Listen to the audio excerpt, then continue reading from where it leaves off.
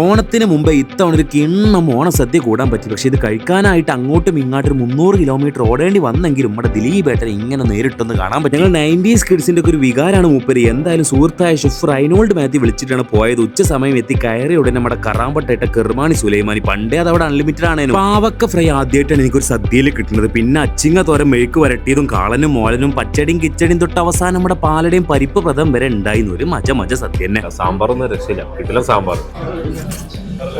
ഒന്നും പറയേണ്ട ആവശ്യമില്ല, എല്ലാവർക്കും അറിയണ സാധനമാണ്. പറഞ്ഞു വന്നത് കൊച്ചിയിലെ ദേപുട്ടിനെ കുറിച്ചാണ്. പോയാൻ പക്കം പുട്ട് കഴിക്കാൻ പറ്റാത്ത ആ വിഷമം തീർക്കാൻ രാത്രിയും പോയി 7 സുന്ദര രാത്രികൾ എന്ന പുട്ട് തുടങ്ങി. റോസ്റ്റഡ് ബനാന പുട്ടും അതിലേക്ക് ഒരു ചിക്കൻ ഫ്രൈ കോമ്പൗണ്ട്. മക്കളെ പപ്പടം കൂട്ടി അടിക്കണം. ജബാന്നൊരു സാധനം. ഇതാണ് ജബാറം പുട്ട് തിന്ന കോയി. ഇഷ്ടം പോലെ പീസ് ഉണ്ട്. പിന്നെ വൈറ്റും ബീറ്റും ചെമ്പി വെച്ചൊരു മാർബിൾ പുട്ട്. ഗ്രാനൈറ്റ് ഉണ്ടാകുന്ന ഞാൻ ചോദിച്ചിട്ടില്ല. വയറ് ഫുള്ളായി തുടങ്ങി. 200 പരം പുട്ട് വെറൈറ്റീസ് എന്ന് മാത്രമല്ല പുട്ട് ഉണ്ടാക്കണ മെഷീന് പാറ്റന്റ് വരെ ഉണ്ട്. അപ്പൊ ഇനി ഓണസദ്യ പ്രീ ഓർഡർ ആക്കാൻ മറക്കണ്ട. ദേ പുട്ട് കൊച്ചി.